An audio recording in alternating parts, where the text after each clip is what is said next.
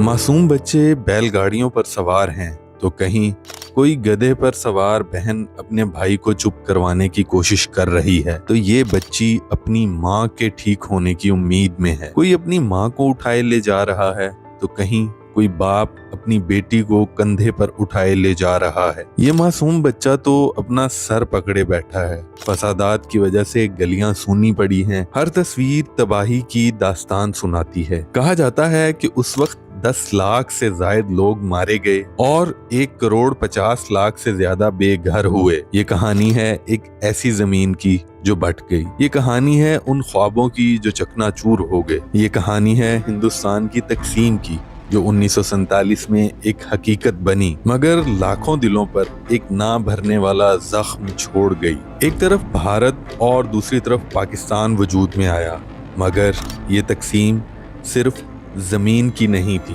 बल्कि दिलों की, खानदानों की और सदियों पुरानी यादों की भी थी। लाखों लोग अपने घरों, गलियों, बाजारों और जमीनों को छोड़ने पर मजबूर हुए। कुछ हंसते बसते शहरों में अचानक खामोशी छा गई तो कहीं चीखों पुकार और आंसुओं का तूफान बरपा था। इस तकसीम से कई खानदान खत्म हो गए, दोस्त दुश्मन बन गए और भाई भाई से जुदा हो गया। गांव वीरान हो गए। लेकिन इसी दौरान कुछ ऐसे भी थे जिन्होंने अपनी जान खतरे में डालकर दूसरों की मदद की, नफरत के अंधेरे में उम्मीद की रोशनी जलाई। आइए आज आपको दिखाते हैं तकसीम के वक्त की वो तस्वीर जो बरे-सगीर की तारीख में हमेशा के लिए नक्श हो गई।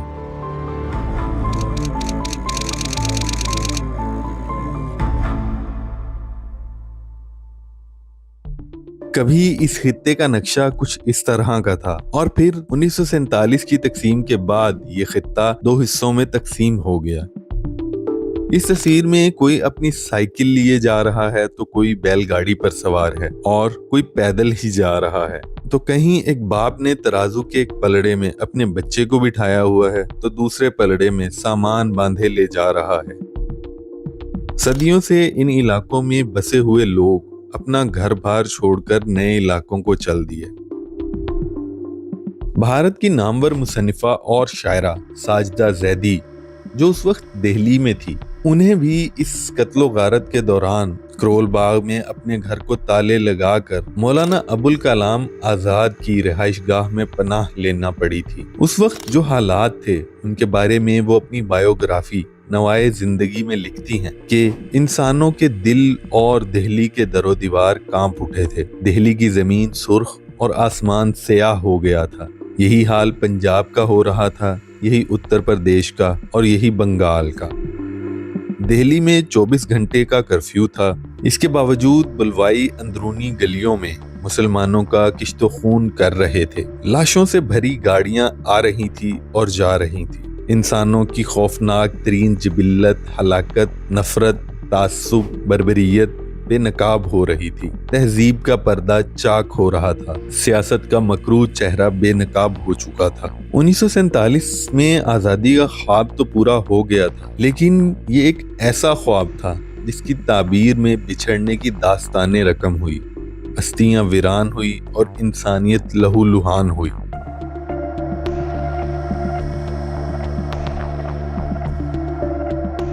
तकसीम हिंद के फौरन बाद पैदा होने वाले अंधोनाक हालात में भारत में रह जाने वाले मुसलमान इंतहाई मायूसी और उदासी का शिकार हो चुके थे। उनकी बड़ी तादाद अपनी जान बचाने की खातिर अपने घरों को ताले लगाकर हिफाजती कैंपों में डेरे डालने पर मजबूर हो गई थी। इनमें से कुछ ऐसे थे जो पाकिस्तान चले जाने के लिए एक अच्छे मौके का इंतजार कर रहे थे। ताहम अक्सरियत वो थी जो हिजरत करना ही नहीं चाहती थी लेकिन अपनी कौमी और सियासी शनाख्त खो जाने और अपने मुस्तकबिल को लेकर फिक्रमंद भी थे। मेरे दादा भी इन्हीं लोगों में से एक थे जिनको 1947 की इस तकसीम में इंडियन पंजाब के खानपुर से अपना घर बार छोड़कर पाकिस्तान आना पड़ा। तकसीम के बहुत से किस्से मैंने उनसे सुने थे। इन तस्वीर को देखकर आज इन लोगों के घर छोड़ने की तकलीफ का अंदाजा होता है। उनकी ख्वाहिश भी थी कि वो एक बार खानपुर में मौजूद उनकी हवेली जिसको वो याद किया करते थे देख कर आए और इसी ख्वाहिश को लिए وہ इस दुनिया से रुखसत हो गई।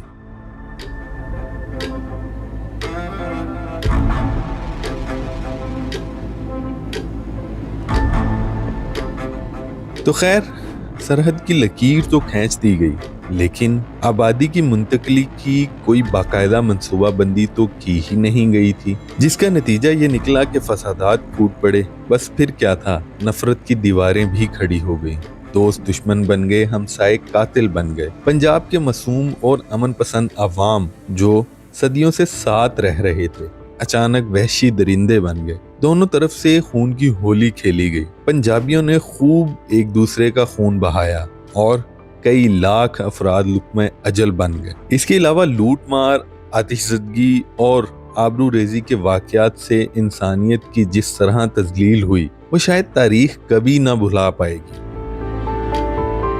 मौलाना अबुल कलाम आज़ाद अपनी किताब इंडिया विंस फ्रीडम में लिखते हैं, आज़ादी के दूसरे दिन ही फिरका वाराना झगड़ों की खबरें राजधानी यानी दिल्ली पर गहरी तारीकी फैलाने लगी थी। ये खबरें कत्ल, मौत और बेरहमी की थी। ये पता चला था कि मशरकी पंजाब में हिंदू और सिख हजूम मुसलमानों के देहात पर हमला आवर हुए हैं। वो घरों को आग लगा रहे हैं और बेगुनाह मर्दों, औरतों और बच्चों को कत्ल कर रहे हैं। ऐसी ही खबरें मगरबी पंजाब से आई थीं। मुसलमान बगैर किसी तफरीक के हिंदुओं और सिख फिरके के मर्दों, औरतों और बच्चों को कत्ल कर रहे हैं। पूरा पंजाब बर्बादी और मौत का कब्रिस्तान बनता जा रहा था। जब मगरबी पंजाब की खून रेजी की खबरें दिल्ली पहुंची तो सरकश लोगों का हजूम शहर के मुसलमानों पर टूट पड़ा। दिल्ली में इन कातिलाना हमलों को मुनज़्ज़म करने में सिखों ने नुमायां हिस्सा लिया।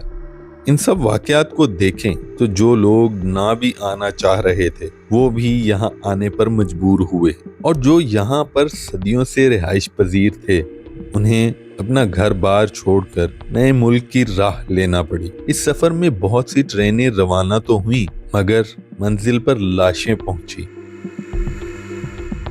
इस तकसीम से उस वक्त 10 लाख से जायद लोग लुक़्मे अजल बन गए और 1,50,00,000 से ज्यादा बेघर हुए। न घर रहा न जमीन। लाखों लोग खाली हाथ सिर्फ उम्मीद लेकर नए देश की तरफ निकले, मगर नई जमीन पर सब कुछ नया ना था। वही गुर्बत, वही भूख, वही जख्म और वही बिछड़ने का गम। इन तस्वीर को देखकर आज़ादी की कीमत और तकालीफ का तो तसव्वुर भी मुश्किल है। कहीं हिजरत करने वाले लोगों का सामान, बैलगाड़ियां जो मजहबी तनाज़ात की वजह से बड़े पैमाने पर नकल मुकानी के दौरान दरियाए ब्यास के किनारे सैलाब आने की वजह से पानी की नजर हो गया। ये तस्वीर है हुमायूं के मकबरे की, जहां मुसलमान पनाहगज़ीनों का कैंप है। यहाँ पर हजारों की तादाद में मुसलमान जमा हुए ताकि एक काफिले की शक्ल इख्तियार करके पाकिस्तान की तरफ रवाना हो सके। ये तस्वीर भी शायद दिल्ली पुराने किले के साथ वाक़े महाजरीन के कैंप की है। ये भी उसी कैंप में मौजूद हजारों मुसलमान जो फसादात के दौरान होने वाले कत्लो गारत के खौफ से अपना घर बार छोड़ चुके थे। साफ पानी को हासिल करने के लिए लोग कतार लगाए खड़े हैं। हर तस्वीर दुख की एक अलग दास्तान सुनाती है। लोगों के मुस्कुराते चेहरे अब दुख की दास्तान बन चुके थे। नए देश में कुछ खुश थे, कुछ वीरान। जो पीछे रह गए थे वो अपनों की याद में तड़पे, जो आगे बढ़ गए वो माजी की राख में अपना मुस्तकबिल तलाश करते रहे। आपको ये वीडियो कैसी लगी? कमेंट में अपनी राय का इजहार जरूर कीजिए। वीडियो अच्छी लगे तो लाइक, शेयर और चैनल को सब्सक्राइब भी जरूर कीजिए। और अगर आप ये देखना चाहते हैं कि 1953 में लाहौर कैसा था, इस पर आप हमारी ये वीडियो देख सकते हैं। और यहाँ देखें राजस्थान के 2 खूबसूरत शहर जयपुर और उदयपुर पर हमारी ये बेहतरीन डॉक्यूमेंट्री। शुक्रिया।